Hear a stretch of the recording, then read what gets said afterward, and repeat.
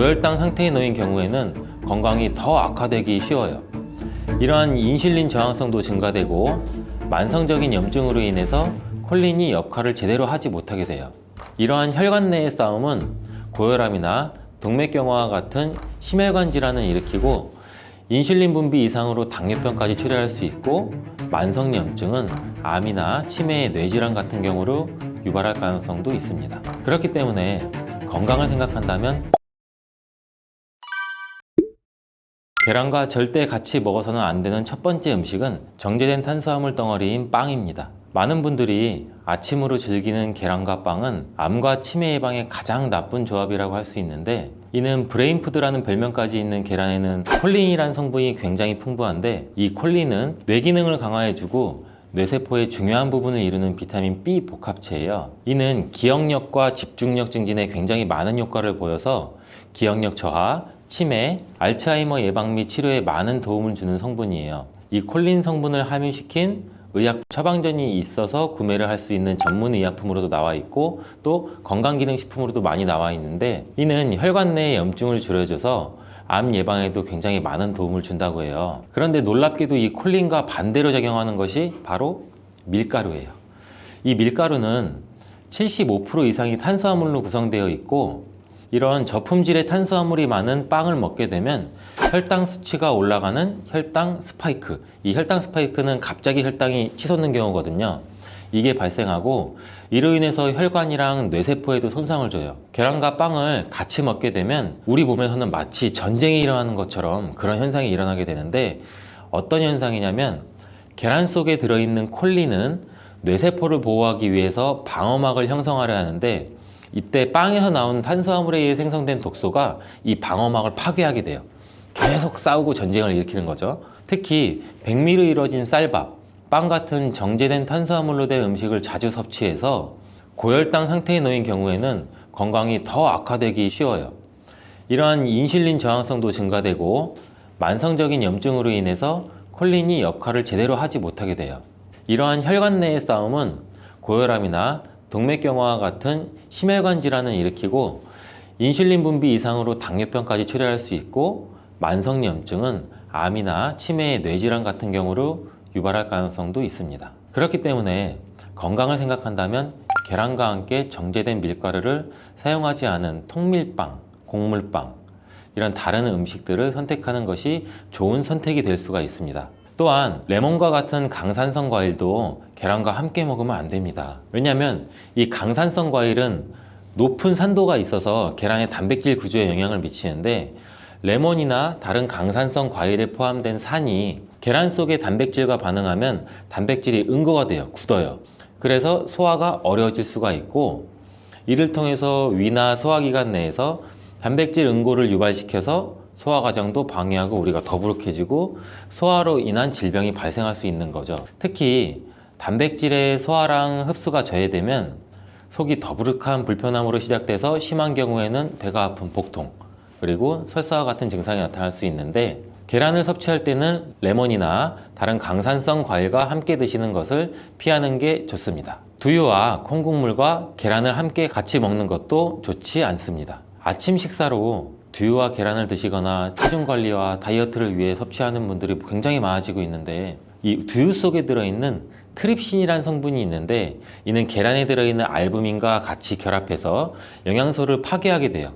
이 계란은 노화로 인해서 근육 손실과 근육 감소증 등에 예방이 되는 우수한 단백질을 굉장히 많이 포함하고 있는데, 계란 자체에는 비타민도 풍부하고 미네랄도 풍부해요.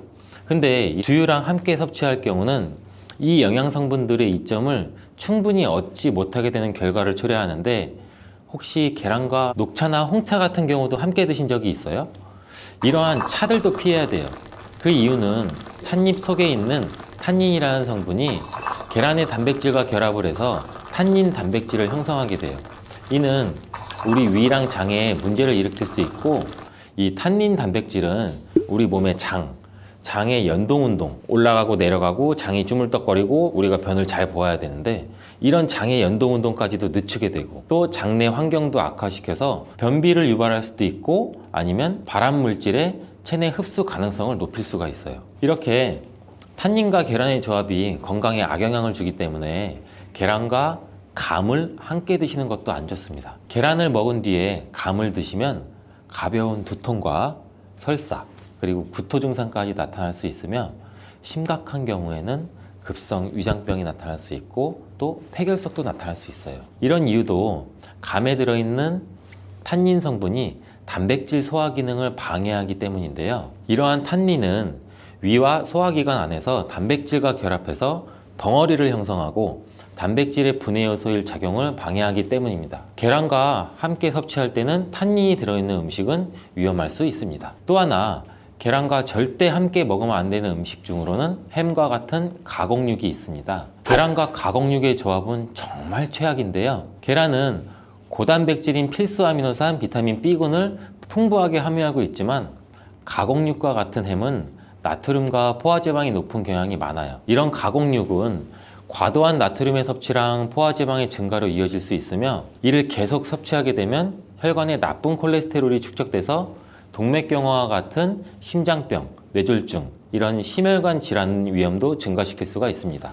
또한 가공육에 포함된 첨가물과 방부제는 소화를 방해하고 장내 환경에 안 좋은 영향도 미칠 수가 있고 계란을 드시는 것을 꺼려 하시는 분들은 계란이 콜레스테롤 수치를 올려서 우리 몸의 건강에 해롭다고 생각하시는 분들도 굉장히 많은데 이 생각이 틀렸다는 것을 제가 알려드릴게요. 유독 계란이 콜레스테롤을 높여서 성인병을 유발하는 주범인 듯한 이야기는 왜 생길 걸까요 도대체? 콜레스테롤이 함유된 식품은 계란 말고도 정말 많은데 그 이유는 계란 한 알에 들어있는 콜레스테롤 양이 사람이 하루 섭취해야 할 콜레스테롤 양의 65%나 되기 때문입니다. 콜레스테롤 양만 따지면 계란 하나를 먹었다면 콜레스테롤이 든 다른 음식은 무조건 피하셔야 돼요. 근데 놀랍게도 계란은 이렇게 많은 콜레스테롤을 가지고 있는 동시에 콜린이라는 영양소까지 다량 함유하고 있어요. 이 콜린은 나쁜 콜레스테롤을 간으로 옮겨서 제거하는 기능도 갖고 있는데 좋은 콜레스테롤인 HDL 수치도 같이 높여주는 거예요. 따라서 계란의 콜레스테롤은 콜린에 의해서 자연스럽게 좋은 콜레스테롤로 전환이 된다는 거죠.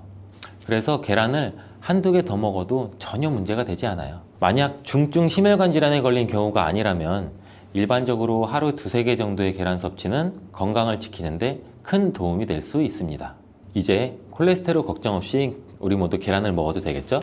당뇨가 있으신 분들도 마찬가지예요. 50대 이후가 되면 당뇨 환자가 급격히 많아지게 되는데 당뇨는 정말 무서운 병이에요. 당뇨는 당뇨 한 가지만으로도 위험하지만 당뇨로 인한 고혈압, 심근경색, 뇌졸중, 치매, 다른 질병을 유발시키기 때문에 그런데 당뇨의 원인 중 하나는 비만이 있는데 이 비만 관리가 바로 당뇨 관리로 직결된다고 해도 과언이 아니죠. 근데 비만을 일으키는 원인 중 하나가 아침을 먹지 않는 것이라는 사실 여러분들 알고 계신가요? 이 경희대학교 연구팀이 발표한 논문에 따르면 아침 식사를 먹지 않는 사람은 그렇지 않은 사람보다 이 비만 위험이 1.5배나 높았고 당뇨병 위험은 무려 2.1배나 높았습니다. 이렇듯 아침 식사를 거르면 우리 몸의 대사가 천천히 느려지면서 혈당 조절에도 좋지 않은 영향을 미치게 되는데 이런 위험은 젊었을 때 발생하지 않아요. 차곡차곡 쌓여서 특히 중년 이후에 더 크게 나타나는데 나이가 들면서 기초 대사량이 줄어들고 활동량도 감소하고 근육량도 감소하기 때문입니다. 따라서 나이가 들어갈수록 우리는 아침 식사뿐만이 아니라 규칙적인 식사를 하는 습관이 매우 중요한데요. 아침 식사에 가장 좋은 음식이 바로 계란입니다. 계란에는 우리 몸에 꼭 필요한 다양한 영양소가 풍부하게 들어있기 때문인데 특히 당뇨 때문에 고생하시는 분들 굉장히 많으시죠. 이 당뇨 때문에 고생하시는 분들에게는 최고의 식품이라고 할 수가 있어요. 우선 계란에는 고품질의 단백질이 굉장히 많이 들어있는데 계란 한 개에 약 6g 정도가 들어있고 이 단백질이 포만감도 오래 유지시켜줘서 과식도 예방하는 데 굉장히 많은 도움이 되고 또 이 단백질은 혈당을 조절하는 호르몬인 인크레틴이라는 호르몬 분비를 촉진시켜서 식후 혈당이 급격히 상승하는 혈당 스파이크도 억제하고 안정적으로 유지하는 데 굉장히 효과가 좋습니다. 이뿐 아니라 계란 노른자에 있는 비타민 D, 비타민 B, 콜린 등 중요한 영양소들이 풍부하게 들어있어 비타민 D는 인슐린 분비와 감수성을 높이고 면역력도 길러주고 콜린은 간 건강에 도움을 줘서 지방간을 예방하는 데 굉장히 효과적인 성분입니다. 이 지방간은 비만과 당뇨의 위험 요인 중 하나인데, 이렇게 좋은 계란도 함께 먹으면 우리 몸에 보약이 되는 굉장히 좋은 음식들이 있는데,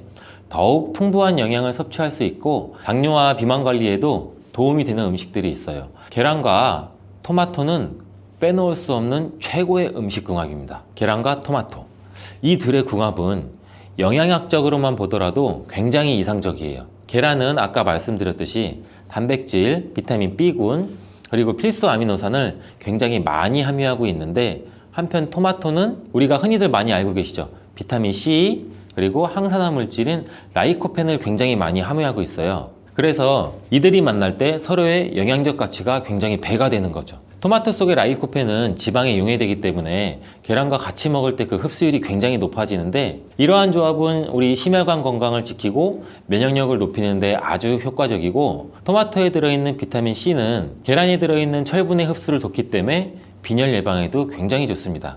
우리 철분제 드실 때 흔히 비타민 C와 같이 섭취하라고 말씀드리잖아요. 이와 같은 이유 때문인데, 또 하나를 보면 올리브유를 두른 팬에 계란과 토마토를 넣고 살짝 볶아 드시면 아침에 최고의 식단이 될 수 있습니다. 요즘 또 아보카도 식단도 굉장히 인기가 많은데요. 흔히 지중해 식단 이렇게 말씀을 많이들 하고 계시죠. 계란과 아보카도도 굉장히 좋은 궁합인데, 계란에는 매번 말씀드리지만 굉장히 많은 영양소가 있는데, 아보카도에 함유된 건강에 좋은 지방산, 특히 오메가3 지방산과 비타민 E를 많이 갖고 있어 이 두 가지 재료가 만나면 서로가 영양적 시너지가 굉장히 폭발합니다. 이 아보카도 속의 건강한 지방은 계란이 단백질 흡수를 더욱 좋게 하고 흡수율을 더욱 높입니다. 또 계란 속에 있는 비타민과 무기질은 아보카도의 지방산을 흡수하는 데 도움을 주고, 이러한 조합은 심혈관 질환 그리고 뇌 건강에 굉장히 긍정적인 효과도 주고 전반적으로 건강을 굉장히 많이 향상시키는 효과도 같이 갖고 있는데, 이 아보카도와 계란을 함께 먹음으로써 식이섬유와 건강한 지방의 결합이 우리 몸의 포만감도 높이고 장내 환경을 굉장히 많이 개선을 시킬 수가 있습니다. 간단하게 아보카도와 계란 샐러드를 아침에 만들어 드시면 어떨까요? 계란을 또한 채소와 함께 드시면 비타민의 흡수율도 증가시킬 수가 있어요. 특히 호박을 섭취하면 부교감 신경을 활성화시켜서 마음을 안정시키고 또 불안감 및 긴장을 완화시켜 주는데 높은 효능을 발휘합니다. 스트레스는 만병의 근원이라고 하는데, 이 계란과 호박을 함께 드시면 스트레스는 물론 몸의 피로도 같이 줄여주기 때문에 비타민 A와 베타카로틴이 많은 호박을 섭취하면 또 눈 건강에도 굉장히 유익하다고 합니다. 계란에 함유된 루테인과 지아자틴과 같은 카로티노이드 성분과 함께 작용하여 강력한 항산화 효과를 발휘하고 망막을 보호하고 황반색소 밀도도 유지시키고 녹내장 또 퇴행성 안구 질환의 발병률도 낮춰줄 수 있습니다. 우리 흔히 많이 드시는 눈 영양제 조합을 보면은 루테인, 지아잔틴, 항산화 물질인 아스타잔틴, 또 베타카로틴과 이렇게 다 같이 구성이 되어 있는 걸 보셨을 거예요. 그 이유가 바로 여기에 있습니다. 최근에 시야가 뿌옇게 느껴지는 분들이 계란과 호박을 곁들인 식사를 하시면 더욱 좋답니다. 계란과 완벽하게 어울리는 다른 식재료 중 하나는 치즈가 있습니다. 치즈는 그 맛이 좋을 뿐만 아니라 영양학적으로도 계란과 아주 좋은데, 계란이 완전 식품으로 여겨질 정도로 여러 영양소를 가지고 있음에도 불구하고 상대적으로 칼슘 함량은 굉장히 낮아요. 근데 유제품인 치즈는 칼슘을 풍부하게 함유하고 있어서 이를 보완해 줄 수가 있죠. 특히 유제품 중에서는 치즈는 계란과 굉장히 잘 어울리는데, 치즈는 발효된 우유에서 만들어지면서 그 발효 과정에서 유산균이 작용해 단백질 함량이 감소해서 과다한 단백질의 섭취를 피하면서도 서로 영양적 혜택을 굉장히 많이 보완할 수가 있어요. 이 사과도 계란과 정말 잘 어울리는 식품인데, 다양한 영양소가 계란에 굉장히 균형 있게 포함되어 있는데, 이 비타민 C와 식이섬유가 상대적으로 적은 편이라는 점에서 사과가 이를 완벽하게 보완해 줄 수가 있어요. 사과는 비타민과 식이섬유가 많아서 장 기능을 활성화하고 배변을 원활하게 하는 데 기여할 뿐만 아니라 혈관에 누적된 해로운 콜레스테롤도 없애 동맥경화, 심장질환, 뇌졸중 등 심혈관 질환을 예방하는 데 도움을 많이 줘요. 특히 단백질 소화에 매우 이롭다는 점에서 계란 섭취 후 소화가 약간 더부룩하게 느껴지시는 분들이라면 이때 사과를 드신다면 소화액 분비를 촉진시켜서 소화를 도움을 줄 수 있습니다. 오늘도 똑똑하고 건강한 식습관을 위해 노력해보면 어떠신가요? 건강한 습관이 나를 만든다. 잊지 않기를 바라겠습니다.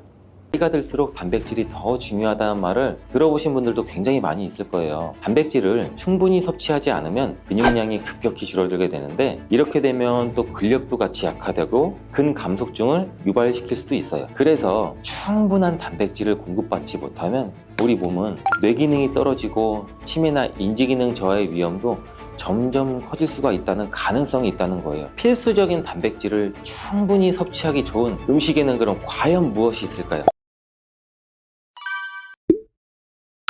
50대 이후에 근육이 많이 빠졌다면 이것을 드시면 됩니다. 요새 들어 몸이 예전 같지 않다고 느끼시는 분들 굉장히 많은가요? 만약 그런 분들이 계신다면 몸에 단백질이 부족한 것을 의심해 볼 수도 있어요. 나이가 들면서 왜 단백질 섭취가 중요한지, 그리고 그에 따른 여러 가지 사실들을 알아보라고 하는데, 나이가 들수록 단백질이 더 중요하다는 말을 들어보신 분들도 굉장히 많이 있을 거예요. 우리 몸에 필수 영양소라는 단백질, 이 단백질 섭취가 중요한 이유, 제가 바로 5가지를 알려드릴게요. 첫 번째로 근감소증 예방이 있어요. 자, 나이가 들면 근육량이 자연스럽게 줄어들게 되는데 이를 근감소증이라고 해요. 근감소증은 우리 근육이 빠르게 줄어드는 질환으로, 단백질은 근육을 구성하는 주요 성분 알고 계시죠? 단백질을 충분히 섭취하지 않으면 근육량이 급격히 줄어들게 되는데, 이렇게 되면 또 근력도 같이 약화되고 근감소증을 유발시킬 수도 있어요. 이러한 단백질이 부족하게 되면 그 진행이 훨씬 더 빨라질 수가 있는데, 근육이 줄어들게 되면 일상생활을 하기 굉장히 불편해지고,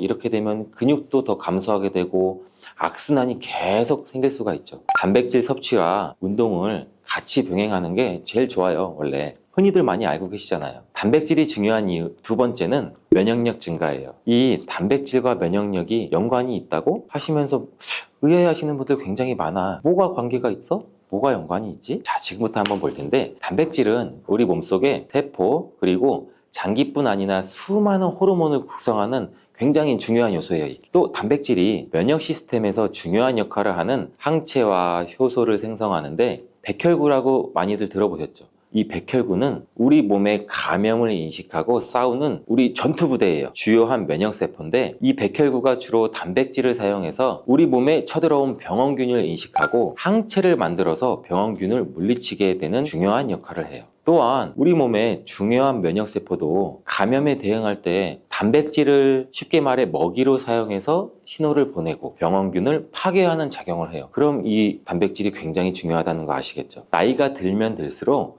우리 몸의 면역 시스템이 약해지기 쉬운데, 그럴수록 이렇게 단백질을 충분히 섭취하면 우리 모두 면역력을 높일 수 있습니다. 자, 단백질 섭취가 중요한 이유 세 번째는 심혈관계 질환 예방이에요. 단백질은 심혈관 건강에도 영향을 주는데, 특히 식물성 단백질이 도움을 굉장히 많이 준다고 해요. 예를 들면 우리 몸에 콩류, 견과류 등의 나쁜 콜레스테롤인 LDL 수치를 낮추고 심혈관계 질환의 위험을 줄이는 데 도움이 돼요. 특히나 노년층에서 단백질 섭취는 고혈압이나 동맥경화 그리고 심장병, 이런 성인병을 예방하는 데 굉장히 중요한 역할도 같이 합니다. 자, 네 번째는 우리 피부의 탄력 저하를 예방합니다. 피부의 주된 성분 중 하나인 콜라겐, 여러분들 굉장히 많이 들어보셨죠? 이 콜라겐은 주로 단백질로 굉장히 많이 이루어져 있는데, 나이가 들면 우리가 콜라겐이 자연스럽게 감소하게 돼요. 이로 인해 여기 피부 탄력도 떨어지고 주름도 생기고, 이때 단백질을 충분히 섭취하게 되면 피부 건강에도 좋은 영향을 주는데, 단백질 공급은 피부 재생을 촉진을 시키기도 하고 피부 건강도 유지하는 데 도움을 줄 수가 있어요. 자, 5번째는 골다공증 예방입니다. 나이 드신 여성분들은 특히 더 주목해 주세요. 질병관리청의 보도자료에 따르면 대한민국 50세 이상의 골다공증 유병률은 22.5%로 약 5명 중 1명은 골다공증이 있대요. 이런 골다공증이 조용한 뼈도둑이라고 불릴 정도로 초기 증상이 뚜렷하게 보이진 않은데, 우리 여러분들 골다공증이 한번 생기면 이로 인해서 고관절, 척추, 손목 여러 가지 골절이 생기기 쉽고, 이로 인해서 합병증 또한 굉장히 많이 증가될 수가 있어요. 이 골다공증을 예방하는 데 중요한 요소가 바로 단백질입니다. 이 단백질은 뼈를 구성하는 중요한 요소 중 하나인데 뼈의 건강을 유지하는 데 필요한 칼슘과 함께 이 단백질도 뼈의 구조를 안정화시키고 골밀도를 높여서 골다공증을 예방하는 데 굉장히 중요한 역할을 해요. 한마디로 노년층에서 우리가 흔히 알고 있는 칼슘과 비타민 D와 함께 단백질 섭취를 같이 증가시키면 뼈가 약해지는 것을 막아줄 수가 있어요. 이렇게 중요한 우리 몸속의 단백질이 혹시 부족하게 된다면 무슨 일이 일어날까 생각해 본 적 있으세요? 단백질이 부족하면 여러 가지 신체 기능에 문제가 생겨요. 첫 번째는 인지기능 저하, 치매. 단백질 부족이 치매를 유발한다니 굉장히 새로운 사실이죠. 연구에 따르면 단백질이 뇌 건강을 유지하는 데 아주 중요한 역할을 한다고 하는데 특히 기억력에 굉장히 많은 영향을 줘요. 단백질은 뇌에서 신경 전달 물질을 만들고 뇌세포의 구조를 유지하는 데 굉장히 많이 도움을 줘요. 특히 학습과 기억력에 영향을 주는 이러한 시냅스에서 발생하는 신경 전달 물질을 방출을 시키고 이거를 받아주는 수용체를 활성화하고 이런 것들이 대부분 단백질에 의해 조절되는데 예를 들어 NMDA 수용체와 AMPA 수용체는 이 기억 형성에 중요한 역할을 하면서 이것들은 모두 단백질로 구성되어 있어요. 그래서 충분한 단백질을 공급받지 못하면 우리 몸은 뇌 기능이 떨어지고 치매나 인지 기능 저하의 위험도 점점 커질 수가 있다는 가능성이 있다는 거예요. 이러한 단백질 섭취가 우리 몸에 얼마나 중요한 영향을 끼치는지 다시 한번 아셨죠? 또한 단백질이 부족하게 되면 탈모도 일어날 수 있다는 거 여러분들 아세요? 혹시 머리카락이 점점 얇아지고 있거나 나는 샤워를 하면서 머리를 감는데 하수구 구멍에 머리카락이 한 움큼씩 빠지고 이렇게 느끼는 분들 굉장히 많을 거예요. 이러한 탈모도 단백질 부족과 굉장히 관련이 많아요. 우리 머리카락이 단백질인 케라틴으로 주로 이루어져 있기 때문에 단백질이 부족하면 머리카락이 자연스럽게 약해지고 그 증상이 점점 심해지면 탈모가 올 수 있어요. 옛날에 뭐 촛불을 태우거나 흔히 라이터를 켜서 불을 붙이거나 할 때 머리카락이 타면 곱슬곱슬하게 금방 타고 약간 돼지 비린내 아니면 뭐 탄내, 지방 탄내가 올라오잖아요. 우리가 또 흔히 광고로 많이 접하는 탈모 영양제 같은 경우도 맥주 효모 성분과 머리카락을 구성하고 있는 아미노산 단백질로 많이 이루어져 있어서 그 영양제의 대부분이 맥주 효모와 단백질로 구성이 되어 있는 것을 보면은 쉽게 이해가 가실 거예요. 그러니 건강한 모발을 생각한다면 단백질을 잊지 말고 섭취하시는 게 맞겠죠? 그런데 말입니다. 왜 노년층이 단백질을 더 많이 섭취해야 하는 걸까? 젊은 사람보다 더 중요한 이유가 있을까요? 그 이유는 노년층은 근육이 자연스럽게 감소가 돼요. 또 신진대사도 느려져서 우리 몸의 기초대사량이 감소하기 때문에 체지방률이 증가할 수가 있고 단백질의 체내 합성 능력 또한 떨어지게 돼요. 그러면 어떻게 될까요? 근육량이 줄어들게 되면 그만큼 여러분들의 신체 활동도 힘들어지면서 일상생활에서 어려움을 겪을 수가 있는 거예요. 그래서 노년층은 단백질을 충분히 섭취해서 근육을 유지하는 게 정말 중요해요. 근데 노년층은 소화 기능이 떨어지기 때문에 사실 고기나 생선 같은 이러한 동물성 단백질을 섭취하는 게 굉장히 불편할 수가 있어요. 또 나이가 드시면서 식사량 또한 감소가 될 수가 있고 식사 준비의 번거로움도 매끼 단백질을 챙겨 먹고 하는데 어려움을 주는 게 사실이에요. 그래서 혼자 지내시는 분들은 더욱더 단백질 섭취가 어렵기도 해요. 어떤 분들은 체중 증가를 걱정하시면서 단백질이 고칼로리라고 생각해서 드시기를 꺼려 하시고 그렇다고 해서 섭취하기 어렵다고 단백질의 섭취를 멀리해서는 절대 안 됩니다. 우리 몸에 이렇게 필수적인 단백질을 충분히 섭취하기 좋은 음식에는 그럼 과연 무엇이 있을까요? 제가 지금 바로 알려드릴게요.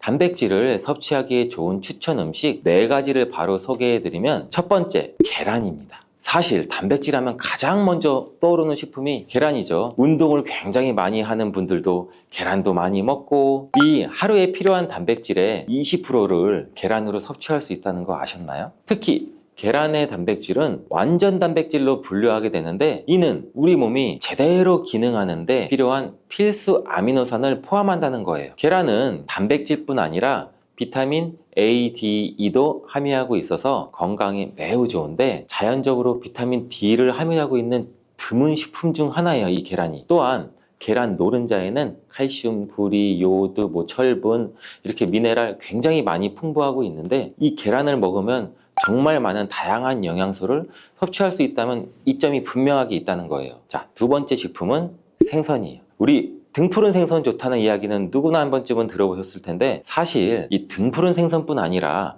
다른 생선도 저지방 고단백 식품으로 다른 고단백 식품인 육류에 비해서 지방 함량은 낮고 필요한 영양소는 그대로 제공해줘요. 생선에는 단백질과 오메가3가 풍부하고 지방산도 굉장히 풍부하게 함유되어 있는데 이는 심혈관 질환 건강에 피를 맑게 해주는 역할도 같이 해서 좋다고 알려져 있죠. 특히 연어, 고등어, 참치 같은 생선은 단백질뿐만 아니라 항염증 효과도 있어요. 그리고 대구 같은 백색 생선은 지방 함량이 매우 적고 단백질은 상대적으로 많아 체중 걱정이신 분들, 다이어트를 생각하시는 분들한테도 굉장히 좋은 생선이에요. 등푸른 생선도 지방 함량은 높지만 이 지방이 건강에 유익한 오메가3 지방산이기 때문에 건강에 도움이 굉장히 많이 되는데 생선의 단백질은 다른 육류나 콩류보다 소화가 편하고 생선의 살은 비교적 굉장히 부드럽잖아요. 우리 씹으면 싹 녹는 생선도 많고 섬유질을 가지고 있어서 소화도 빠르고 몸에 또 쉽게 영양분이 흡수가 돼요. 이처럼 좋은 생선을 안 먹을 이유가 한 개도 없겠죠. 자, 세 번째는 유단백 식품인 우유와 요거트 같은 유제품이에요. 유제품을 섭취하면 칼슘도 함께 챙길 수 있어서 골다공증 예방에도 물론 도움을 줄 수는 있는데 유제품에 포함된 단백질은 잘만 선택을 하면 굉장히 고품질 단백질이 있는 것들도 많이 있습니다. 이 고품질 단백질은 우리 몸의 신체가 효율적으로 사용하고 필요한 아미노산을 모두 공급하는 단백질을 말하는데 유제품에 포함된 주요 단백질은 이 카제인과 웨이로 두 가지 모두 필수 아미노산을 풍부하게 포함하고 있어요. 웨이 단백질이라는 것도 생소하실 텐데 소화가 쉽기 때문에 웨이 단백질은 운동 직후 우유를 섭취하면 근육에 있는 아미노산을 빠르게 공급할 수 있어요. 또 카제인은 천천히 흡수돼서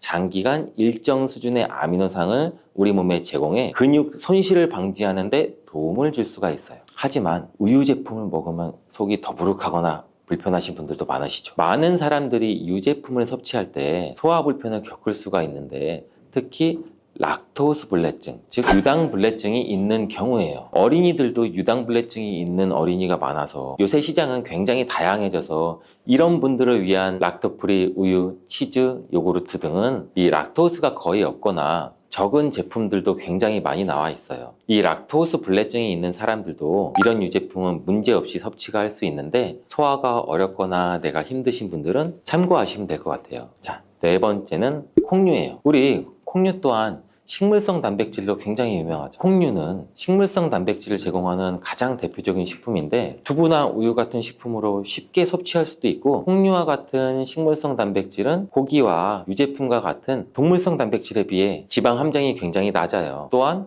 콜레스테롤이 없는 특징도 갖고 있어요. 특히 콩, 렌틸콩, 병아리콩, 검정콩 굉장히 많잖아요.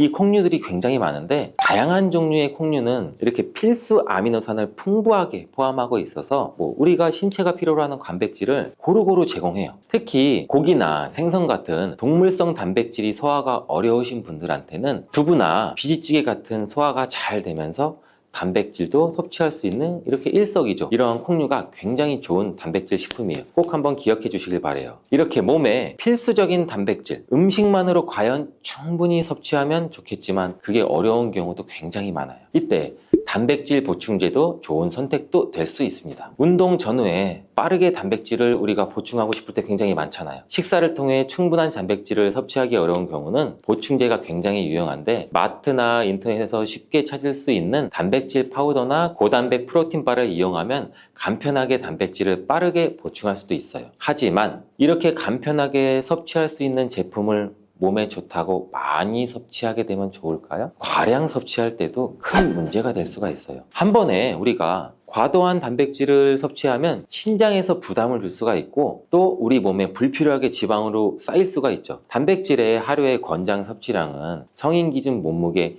1kg당 1g이에요. 하루 권장 섭취량을 지키는 게 꼭 중요한데 한마디로 보충제는 식사로 부족한 부분을 말 그대로 보충하는 역할만 하고 식사로 골고루 단백질을 섭취하는 게 가장 이상적입니다. 단백질 섭취 시 간단한 팁을 알려드릴게요. 매 끼니마다 조금씩 단백질을 나눠서 섭취하는 게 단백질의 흡수에는 굉장히 효과적인 거 아셨어요? 모르셨죠? 단백질은 탄수화물과 지방과 다르게 잉여 단백질이라는 게 있어요. 이 잉여 단백질은 우리 몸에 저장이 되지 않아요. 그 때문에 한 번에 과량으로 섭취하면 소화가 어려워지고 또 우리 신장에 부담을 줄 수가 있어요. 필요 이상의 단백질은 어느 정도 흡수되고 배출이 되기 때문에 번거롭더라도 매일 조금씩 매 끼니마다 나눠서 섭취하는 게 중요합니다. 고기 좋아하시는 분들 손 들어보세요. 채소 좋아하시는 분들 손 들어보세요. 이제는 다 같은 단백질이라고 생각하지 마시고 동물성 단백질, 식물성 단백질을 골고루 섭취해야 해요. 동물성 단백질은 이 식물성 단백질에는 부족한 아미노산이 풍부하고 식물성 단백질은 또 동물성 단백질에 비해 지방이 적고 섬유질도 같이 섭취할 수가 있어요. 우리가 평상시에 먹는 한식은 사실 단백질 섭취에 굉장히 좋은 음식인데 우리 식탁에 단백질이 풍부한 계란, 생선, 두부, 콩 이것들을 반찬으로 두어 개만 먹어도 굉장히 쉽게 매 끼마다 몸에 필요한 단백질을 섭취할 수가 있어요. 당뇨병은 많은 분들이 고통받고 있는 질병 중에 하나죠. 주위에 당뇨 때문에 혈당 관리하시는 분들을 자주 볼 수가 있는데요. 그런데 계피가 당뇨병 관리에 큰 도움이 된다고 하니 놀랍지 않나요? 바로 계피에 함유된 크로모라는 성분이 인슐린 민감성을 높여주어서 혈당 수치를 안정시키는데 도움을 줄 수 있다고 합니다. 연구에 따르면 계피를 꾸준히 섭취한 사람들은 식후 혈당이 급격하게 상승하는 것을 막을 수 있었다고 하네요. 또한 계피에 포함된 시나믹 알데하이드 성분이 인슐린 민감도를 높여주고 혈당 수치를 안정시키는데 도움을 준다고 알려져 있죠. 이 성분이 잘 적용하도록 돕기 때문에 혈당을 우리가 효과적으로 조절하는데 도움을 주는 역할을 할 수가 있습니다. 여러분, 달콤 쌉쌀한 계피 좋아하시나요? 저는 향긋한 수정과도 좋아하고 계피가루를 얹은 라떼도 매우 좋아하는데요. 계피는 단순히 향긋한 맛을 주는 향신료 이상의 효능을 가지고 있다는 것 알고 계신가요? 우리가 몰랐던 계피의 효능, 또 함께 먹으면 좋은 음식들, 그리고 주의할 점까지 자세히 알려드릴게요. 첫 번째 계피의 효능은 바로 암 예방 효과입니다. 계피는 항산화 성분이 풍부한 음식인 거 아시나요? 우리나라뿐만 아니라 전 세계적으로 계피는 많은 사랑을 받고 있는데요. 향이 좋을 뿐만 아니라 계피의 효능 또한 뛰어나기 때문입니다. 계피에는 항산화 물질이 함유되어 있는데요. 이런 항산화 물질은 우리 몸의 세포가 노화되거나 손상되는 것을 막아주는 역할을 합니다. 특히 계피에 들어있는 시나믹 알데하이드라는 성분이 아주 강력한 항암 효과를 가지고 있어 암세포의 성장을 억제하는 효과가 있는 것이죠. 연구에 따르면 계피는 특히 대장암이나 이 간암 예방에도 효과적일 수 있다고 하는데요. 계피에는 항산화 물질인 폴리페놀이 아주 풍부하게 함유되어 있어서 프리라디칼이라고 불리는 유해 분자로부터 우리 세포를 보호하는 역할을 합니다. 프리라디칼은 암 발생과 관련된 DNA의 손상을 일으킬 수가 있기 때문에 항산화 적용을 통해 암 예방에 도움을 줄 수가 있는 거죠. 꾸준히 섭취하면 암 예방에 큰 도움이 될 수 있겠죠. 계피의 놀라운 효능 두 번째는 탁월한 콜레스테롤 관리입니다. 계피는 콜레스테롤 수치 조절에도 아주 유익한 식품인데요.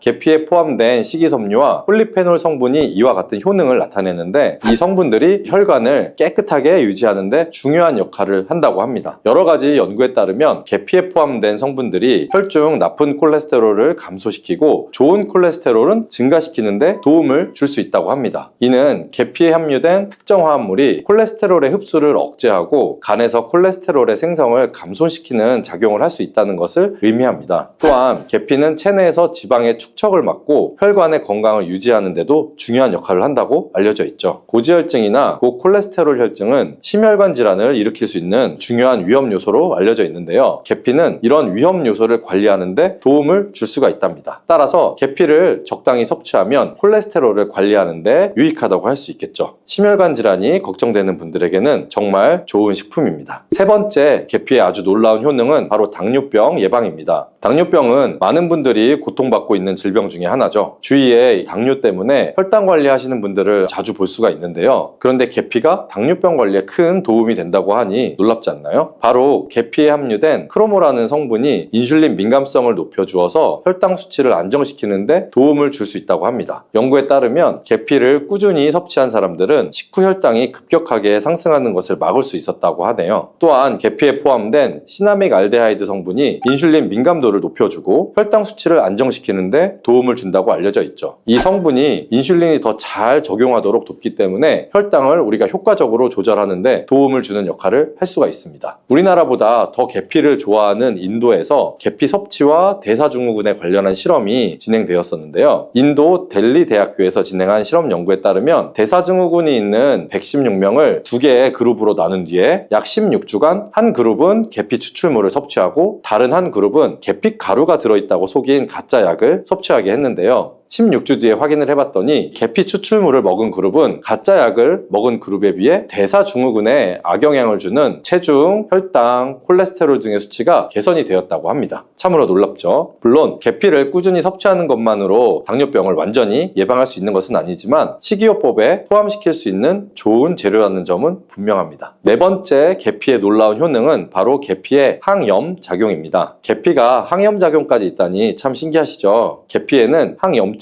작용이 있는 화합물이 함유되어 있는데요. 계피에 들어있는 시나믹 알데하이드 성분은 염증을 줄이는 데 효과적이라고 연구 결과도 나와 있습니다. 이 성분은 몸속 염증 반응을 억제해 주어서 관절염, 여러 가지 근육통, 염증성 질환이 있는 분들에게 매우 유익한 식품이 됩니다. 특히 체내에서 발생하는 염증은 만성적인 질환을 유발할 수가 있기 때문에 이를 예방하는 것이 중요한데요. 계피를 섭취하면 몸속의 염증을 낮춰주는 데 도움을 줄 뿐만 아니라 면역력 강화에도 긍정적인 영향을 미친다고 알려져 있습니다. 특히 겨울철에는 찬바람과 습기로 인해서 염증이 쉽게 발생을 할 수가 있는데 계피를 섭취하게 되면 몸을 따뜻하게 해주고 염증을 예방하는 데 도움이 됩니다. 계피 섭취가 일상적인 건강 유지, 특히 쌀쌀한 겨울에 아주 좋은 영향을 미친다고 할 수가 있겠죠. 그렇다면 이것들과 계피와 함께 먹으면 계피의 효능이 2배가 된다는데요. 계피와 함께 먹으면 더 좋은 음식은 무엇일까요? 바로 알려드릴게요.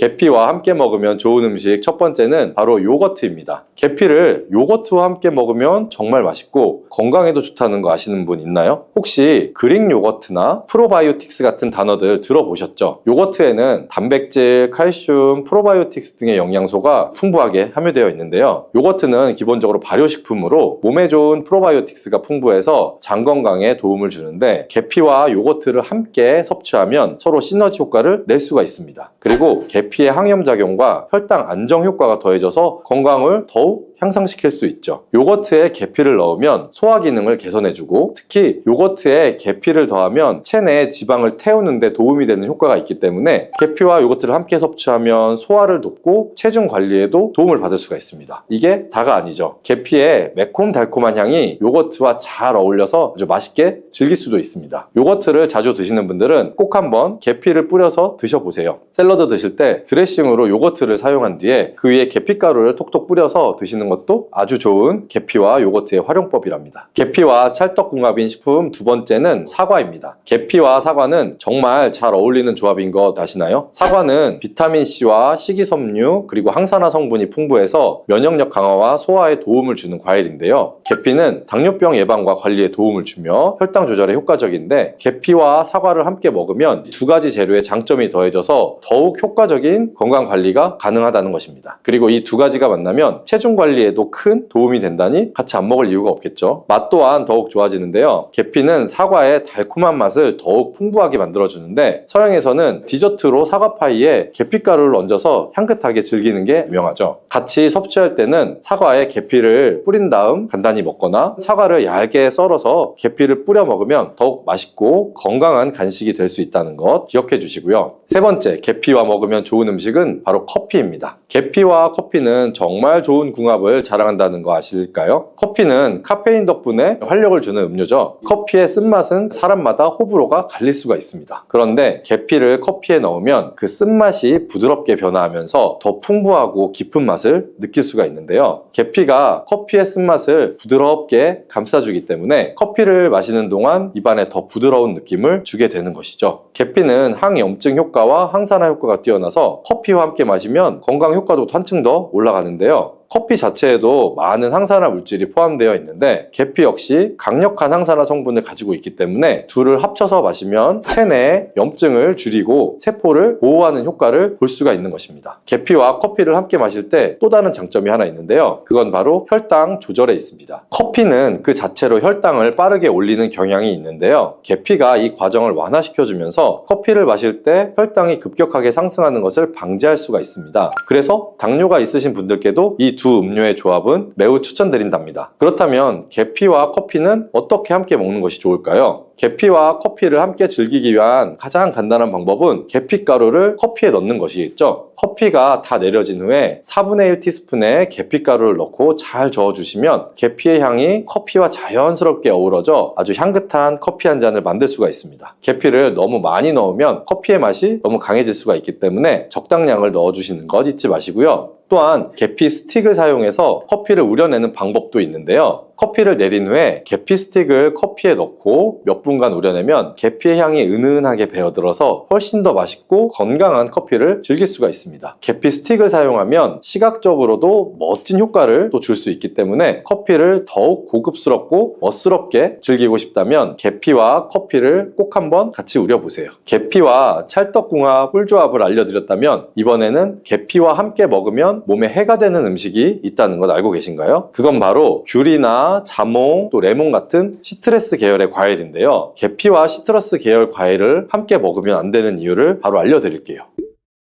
많은 분들이 시트러스 계열 과일, 예를 들어서 오렌지나 레몬을 좋아하시는데요. 이 과일들은 비타민C가 풍부하고 상큼한 맛이 참 일품이죠. 하지만 계피와 시트러스 과일을 함께 먹을 때에는 주의가 필요한데요. 계피의 주요 성분 중 하나인 시나몰은 계피가 가진 독특한 향을 만들어내는 성분인데 이 시나몰이 시트러스 계열 과일의 산성 성분과 결합을 하면 위에서 소화가 잘 되지 않거나 불편한 증상을 유발할 수가 있습니다. 특히 속쓰림이나 위 경련이 일어날 수가 있는데요. 이는 계피와 시트러스 과일이 소화 효소의 분비를 방해하고 서로 반응하면서 위에 자극을 주기 때문입니다. 거기에다 시트러스 과일의 산도가 더해지기 때문에 위산이 과도하게 분비될 수 있어서 계피와 오렌지, 레몬, 귤과 같은 과일들을 함께 먹는 것은 피하는 것이 좋습니다. 만약 계피와 과일을 함께 즐기고 싶다면 아까 알려드렸던 사과도 매우 좋고 아니면 배도 계피와 잘 어울리는데요. 이러한 과일은 소화에도 부담을 주지 않기 때문에 이제부터 계피와 과일을 함께 드시고 싶다면 꼭 유의해서 드시면 좋겠습니다. 계피가 이렇게 많은 효능을 가지고 있지만 부작용도 있을 수가 있는데요. 계피를 섭취할 때 주의할 점은 무엇이 있을까요? 그건 바로 과다 섭취 시에 간에 손상을 줄 수 있다는 겁니다. 계피는 적당히 섭취하면 건강에 많은 도움을 주지만 과다 섭취 시에는 간에 부담을 줄 수 있다는 거 혹시 아셨을까요? 특히 일반적으로 판매되는 카시아 계피는 쿠마린이라는 성분을 포함하고 있는데요. 이 성분은 과다 섭취 시에 간 손상을 일으킬 수가 있습니다. 쿠마린은 간독성을 일으킬 수 있는 물질로 알려져 있기 때문에 계피를 과다하게 섭취하는 것은 최대한 피하는 것이 좋겠죠. 여기서 우리가 주로 섭취하는 계피가 카시아 계피인지 세이론 계피인지 헷갈리시는 분들이 있으실 텐데요. 둘의 차이점을 알려드릴게요. 일반적인 계피는 주로 카시아 계피인데요. 카시아 계피는 중국, 인도, 베트남 등 아시아 지역에서 많이 재배가 됩니다. 이 계피는 맛이 더 강하고 매운맛이 나면서 향도 조금 더 진하죠. 가격도 비교적 저렴해서 국내에 유통되는 계피는 대부분 이 카시아 계피라고 보시면 됩니다. 세이론 계피는 주로 스리랑카, 인도의 일부 지역에서 자주 자생하는데요. 이 세이론 계피는 쿠마린의 함량이 매우 적습니다. 그래서 세이론 계피는 일반 계피보다 상대적으로 많이 섭취해도 건강에 부담이 적은 편이고요. 세이론 계피는 향도 더 섬세하고 가벼운 느낌을 준다는데요. 그래서 세이론 계피는 더 희귀하고 가격이 비싸고 고급 계피로 취급이 되며 주로 건강식품이나 고급 요리에 사용이 됩니다. 앞서 말했듯이 우리가 쉽게 구할 수 있는 계피는 카시아 계피인데요. 그래서 섭취할 때는 보통 하루에 1g에서 2g 정도를 섭취하는 것이 안전한 양으로 권장이 되고 있고요. 과다 섭취로 계피의 부작용을 경험하고 싶지 않으시다면 계피를 섭취할 때는 적당량을 지키는 것이 중요하답니다. 꼭 기억해 주세요. 그래서 혈관에 문제가 생기기 시작하면 여러 가지 질병이 쫙 뻗어 나타나는 거예요. 대표적인 혈관성 질병이 고혈압, 당뇨, 치매 등등이 있잖아요. 이런 중요한 혈관을 건강하게 만들기 위해 반드시 섭취해야 되는 채소가 오늘의 주인공 바로 양파예요. 이 양파의 첫 번째 효능은 바로 혈관을 깨끗하게 청소해 준다는 거예요. 혈관이 부드럽고 탄력이 좋아야 되는데 나이가 들면 들수록 딱딱하고 혈관벽이 두꺼워지고 콜레스테롤 때문에 혈관벽이 좁아지기도 하고 혈전이 생겨서 혈액순환도 안 되고 이렇게 되면 당연히 고혈압이나 뇌졸중 등 혈관 질환이 나타나게 되겠죠. 이러한 혈관 질환을 예방하는 데 양파가 굉장히 좋은 역할을 하게 돼요. 양파에는 혈관 질환에 도움을 주는 중요한 성분 두 가지가 들어있는데 양파를 썰면 눈물을 나도록 하는 성분이 알리네이즈라는 성분이에요. 알리네이즈는 휘발성이기 때문에 눈이 메어지는 건데 이 성분은 항산화 작용이 뛰어나서 활성산소를 제거해서 혈관이 손상되는 것을 막아주겠죠.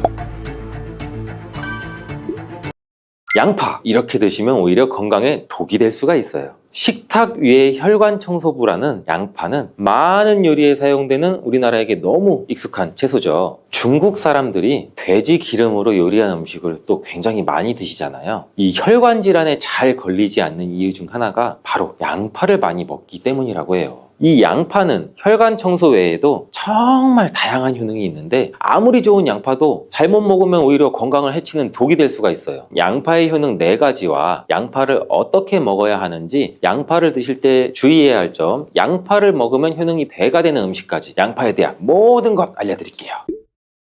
나이가 들면서 가장 신경 써야 할 부분이 저는 혈관 건강이 아닌가 싶어요. 노화가 진행되면서 당연히 우리 세포나 혈관의 노화도 진행이 되는데 사람 몸의 혈관의 길이가 무려 약 10만 킬로미터, 무려 우리 지구 지름이 약 4만 킬로 정도 된다고 하는데 지구를 2바퀴나 돌 수 있는 길이에요. 이렇게 긴 혈관이 우리 몸속에 있는데 온몸 구석구석 혈관이 그럼 닿지 않는 데가 없겠죠. 그래서 혈관에 문제가 생기기 시작하면 여러 가지 질병이 쫙 뻗어 나타나는 거예요. 대표적인 혈관성 질병이 고혈압, 당뇨, 치매 등등이 있잖아요. 이런 중요한 혈관을 건강하게 만들기 위해 반드시 섭취해야 되는 채소가 오늘의 주인공, 바로 양파예요. 이 양파의 첫 번째 효능은 바로 혈관을 깨끗하게 청소해준다는 거예요. 혈관이 부드럽고 탄력이 좋아야 되는데 나이가 들면 들수록 딱딱하고 혈관벽이 두꺼워지고 콜레스테롤 때문에 혈관벽이 좁아지기도 하고 혈전이 생겨서 혈액순환도 안 되고 이렇게 되면 당연히 고혈압이나 뇌졸중 등 혈관 질환이 나타나게 되겠죠. 이러한 혈관 질환을 예방하는 데 양파가 굉장히 좋은 역할을 하게 돼요. 양파에는 혈관 질환에 도움을 주는 중요한 성분 2가지가 들어있는데 양파를 썰면 눈물을 나도록 하는 성분이 알리네이즈라는 성분이에요. 알리네이즈는 휘발성이기 때문에 눈이 메어지는 건데 이 성분은 항산화 작용이 뛰어나서 활성산소를 제거해서 혈관이 손상되는 것을 막아주겠죠. 노화도 방지해주고 이 혈액이 뭉치는 현상도 억제하고 혈액순환도 원활하게 해주는데 도움을 줘서 혈중 콜레스테롤 수치도 낮춰주는데 도움을 주고 혈관질환, 고혈압, 동맥경화 같은 이런 질환도 예방하는데 많은 도움을 줄 수 있다고 해요. 이뿐 아니라 혈당 조절에도 도움을 줘서 당뇨를 예방하는 데에도 효과가 있는 것으로 알려져 있어요. 양파에는 또 2021년 1년 동안 2300편의 논문이 나올 정도로 주목받고 있는 성분이 있는데 바로 퀘르세틴이라는 성분이에요. 퀘르세틴은 그만큼 많은 효능이 있고 계속해서 지금도 효능들이 발견되고 있어요. 양파에는 이 퀘르세틴이 정말 많이 함유가 되고 있는데 퀘르세틴의 많은 효능 중 가장 큰 효능이 바로 혈관을 깨끗하게 청소해준다는 거예요. 또한 강력한 항산화 물질인데 활성산소가 많으면 혈관 세포도 손상시키고 노화시킨다고 말씀드렸잖아요. 각종 질병을 일으키는 원인을 제공하기도 하는 활성산소를 제거해줘서 혈관을 건강하게 도와주는 것이에요.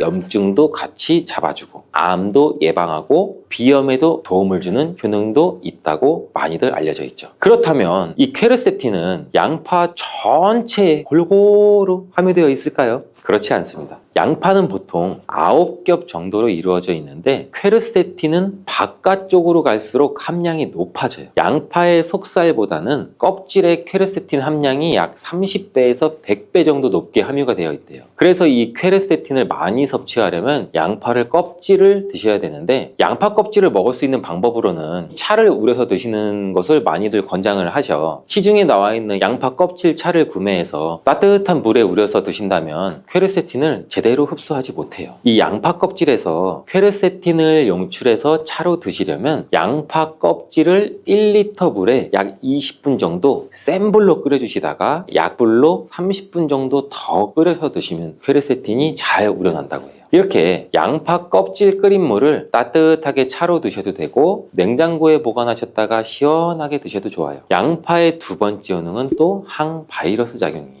우리 장염이나 감기 또 바이러스성 대상포진 걸리셨다면 양파를 드시면 도움을 받을 수 있어요. 이런 증상이 있으시면 우리 몸이 바이러스에 감염이 되었다는 건데, 양파에 퀘르세틴이라는 성분이 많이 함유되어 있다고 했잖아요. 바로 이 퀘르세틴의 효능 중 바이러스를 사면시켜주는 효능이 있기 때문에 도움을 받을 수가 있어요. 감기 독감과 같은 이 호흡기 바이러스에 특히 효능이 좋은 것으로 알려져 있는데, 이 효능은 비타민 C와 함께 드시면 또 효과가 극대화되는데, 양파에는 비타민 C도 함유가 되어 있어요. 항바이러스 효과가 굉장히 뛰어나겠죠. 또 양파에는 알리신이라는 성분도 풍부하게 함유가 되어 있는데, 이 성분도 항균 작용이 뛰어나서 퀘르세틴과 함께 몸에 들어오는 바이러스와 균들을 차단해줘서 우리 몸을 건강하게 유지시켜주는데 큰 역할을 할 수가 있죠. 또 양파의 세 번째 효능은 당뇨를 예방하고 혈당을 조절해준다는 것이에요. 당뇨는 췌장에서 인슐린 분비가 제대로 되지 않거나 인슐린의 역할을 제대로 하지 못할 때 발생하게 되잖아요. 높은 혈당이 지속되면 고혈당이라고 하고, 낮은 혈당이 지속되면 저혈당이라고 하죠. 이런 상태가 지속되는 것을 당뇨병이라고 하는데, 이럴 때 혈당을 조절해주는 성분이 바로 인슐린인데, 이 인슐린은 혈당 수치를 적절하게 유지하는 역할을 해줄 뿐 아니라 남는 포도당을 지방으로 저장하는 역할도 해줘요. 또 양파에는 크롬이라는 성분, 미네랄이 풍부한데, 크롬은 천연 인슐린이라는 별명이 있을 정도로 혈당을 조절하는데 탁월한 효능도 가지고 있어요. 혈당 조절 건강기능식품을 보시면 빠지지 않고 크롬이 함유되어 있는 걸 보실 수가 있죠. 또한 포도당 대사의 항상성도 유지를 시켜주고, 혈전이 생기는 것도 방지해주고, 혈액순환도 원활하게 하는데 도움을 줄 수가 있어요. 양파를 드실 때 양파를 잘게 자르게 되면 더 큰 효과를 또 볼 수가 있는데, 양파를 잘게 자를수록 알리나아제라는 효소가 최대로 활성화된다고 해요. 이 알리나아제는 크롬을 활성화시키는 효능이 있어 당뇨가 있으신 분들한테는 또 더욱 큰 도움을 줄 수가 있는 것이 되겠죠. 당뇨가 있는 분들한테 양파를 꾸준히 섭취하도록 한 뒤 혈당 수치를 측정했을 때, 한 달이 지났을 때 혈당 수치가 약 26% 정도로 감소됐고, 또 6개월이 지났을 때는 39% 정도 감소한 혈당 수치를 측정할 수 있었대요. 양파가 정말 당뇨를 개선하는데 굉장히 도움을 줄 수가 있는 거죠. 보통의 항산화 물질은 열을 가하게 되면 효능이 소멸되게 되는데, 항산화 물질이 있는 채소나 과일은 생으로 드시는 것을 많이 권장하기도 하죠. 크롬은 열에 강하기 때문에 양파에 열을 가해 요리를 할 때도 크롬의 효과를 그대로 누릴 수가 있다고 해요. 양파의 네 번째 효능은 또 항알레르기 효과예요. 아토피, 천식, 비염 같은 알레르기 질환이 있으신 분들한테 양파가 굉장히 또 큰 도움을 줄 수 있어요. 알레르기의 증상으로는 재채기, 콧물, 코막힘 등등이 있고, 또 피부에 가려움증, 발진도 나타나잖아요. 이런 증상을 일으키는 원인이 우리 몸 안에서 히스타민의 분비가 일어나기 때문인데, 양파를 드시면 양파 속에 퀘르세틴이라는 물질이 이 히스타민의 분비를 또 억제해서 알레르기 반응을 완화시켜 줄 수 있다고 해요. 이러한 여러 효능이 있는 양파는 함께 드실 때 효능이 배가 돼서 보약이 되는 잘떡궁합의 식품들이 있는데, 첫 번째 바로 식초예요. 양파를 피클로 만들어 드시면 상큼하니 입안을 개운하게 해주기도 하는데, 고기랑 함께 드실 때 참 좋죠. 한 가지 주의할 점은, 이런 피클을 만들 때 설탕을 너무 많이 넣으면 오히려 건강에 더 해가 되겠죠. 피클의 맛이 약간은 떨어지더라도 건강을 위해서는 설탕은 빼고 만드시는 것을 추천해 드려요. 또한 식초에는 피로를 유발하는 젖산의 분비를 억제하는 효능이 있고, 양파는 피로 회복에 좋은 비타민 B1의 흡수를 촉진하는 효능도 있어 양파와 식초를 함께 드시면 에너지를 충전하고 피로를 회복하는 데 도움을 받을 수가 있죠. 또한 식초는 나쁜 콜레스테롤의 흡수도 억제해서 혈관 건강도 도움을 줘서 우리 몸의 면역력 강화에도 큰 효과가 있습니다. 양파와 함께 드시면 보약이 되는 식품 두 번째는 바로 계란이에요. 이 계란 노른자에는 루테인과 지아잔틴 이 두 가지 중요한 항산화 성분이 풍부하게 함유가 되어 있는데, 이 지아잔틴은 자유라디칼이라는 성분으로부터 우리 눈을 보호하죠. 이 자유라디칼은 환경적인 요인이나 노화나 스트레스 등으로 발생해서 우리 세포를 손상시키는 것을 말해요. 눈에 발생하게 되면 심하면 또 실명까지도 이를 수가 있는데, 계란에는 콜린이라는 성분이 함유가 되어 있는데, 콜린은 대표적인 뇌 건강을 좋게 하는 물질이에요. 아세틸콜린이라고 하는 신경 전달 물질을 만드는데도 콜린이 작용하기도 하는데, 이 아세틸콜린이 부족하게 되면 기억력 저하나 학습 능력의 감소, 더 나아가서 이제 치매도 일으킬 수가 있겠죠. 양파의 퀘르세틴과 알리나제 성분으로 혈관을 깨끗하게 하고 활성산소도 제거해서 혈관 세포를 손상도 막아주는 효과랑 계란의 콜리니 효능이 만나서 뇌혈관을 건강하게 하고 뇌신경을 활발하게 해서 치매 예방에 정말 좋은 음식이 되는 거죠. 양파와 함께 드시면 보약이 되는 식품 세 번째는 마늘입니다. 마늘에는 알싸한 매운맛을 내는 알리신 성분도 들어있는데 이 성분이 혈중 지질, 콜레스테롤 수치를 낮춰 중성지방도 낮추는데도 굉장히 효과적인 성분이에요. 이를 통해서 혈관의 동맥경화를 방지하는 데 또 도움을 줄 수도 있고 심혈관 질환을 예방하는 데도 아주 좋은 성분이 될 수가 있죠. 항산화 성분인 폴리페놀이 풍부해서 콜레스테롤이 산화되는 것을 막아서 나쁜 콜레스테롤이 만들어지는 걸 방지해줘요. 또 마늘은 미국 국립암연구소가 선정한 48가지 항암식품에 들어가는데 마늘에 함유된 알리신과 유황화합물 그리고 셀레늄이 바로 항암 효과를 나타내요. 이 성분들이 암세포의 성장을 억제하는 데 굉장히 탁월한 효과가 있고 면역력도 강화해줘서 암을 예방하는 데 굉장히 큰 도움을 주는 거죠. 특히 소화기 계통의 암 종류에 대해서는 50%에서 70% 정도의 억제율을 보인다는 실험 결과도 있어요. 이런 효과들이 양파와 만나면 양파의 효능과 마늘의 효능이 극대화돼서 암 예방이나 혈관 건강에 아주 좋은 음식이 될 수가 있겠죠. 양파와 함께 드시면 보약이 되는 식품 네 번째는 브로콜리예요. 브로콜리에는 설포라판과 인돌 화합물이 풍부하게 함유가 되어 있는데 이 성분에는 암세포의 성장을 억제하고 암을 예방하는 데 굉장히 뛰어난 효능이 있는 항암 성분이에요. 또한 비타민C, 베타카로틴 등등 항산화 물질이 풍부하게 함유가 되어 있어서 우리 몸의 활성산소도 제거하고 노화를 방지하는 데에도 굉장히 효과적이고 비타민 A도 굉장히 풍부하게 함유가 돼서 눈의 피로도 해소하고 시력을 보호하는 데에도 굉장히 큰 도움을 줄 수가 있겠죠. 또한 풍부한 식이섬유가 있어서 장 운동도 촉진하고 배변 활동도 원활하게 해줘 장 건강에도 굉장히 큰 도움을 줄 수가 있어요. 철분도 풍부하게 함유하고 있어 빈혈을 예방하는 데도 굉장히 효과적이랍니다. 브로콜리에는 바이러스에 대한 저항력을 높여주는 인터페론의 분비를 촉진하는 성분도 함유가 되어 있는데 이러한 브로콜리의 좋은 효능은 양파와 함께 드시면 효과가 극대화돼서 우리 몸에 정말 좋은 식품이 될 수가 있어요. 양파와 함께 드시면 보약이 되는 식품 다섯 번째, 오메가3 지방산이 풍부한 들기름이에요. 들기름은 오메가3 지방산이 풍부해서 우리 뇌의 신경을 보호하고 염증도 감소시켜주는 효과가 있어요. 또한 이 알파리놀렌산이 풍부한데 이 성분은 우리 몸에 흡수될 때 이 DHA로 전환이 돼서 기억력을 또 강화시켜줘요. 학습 능력 또한 향상시켜주는 효과도 갖고 있는데 이 오메가3가 풍부한 등푸른 생선을 섭취해도 같은 효능도 누릴 수가 있어요. 양파와 들기름, 꽁치, 고등어와 같은 등푸른 생선을 드셔도 뇌 건강에 많은 도움을 받을 수가 있죠.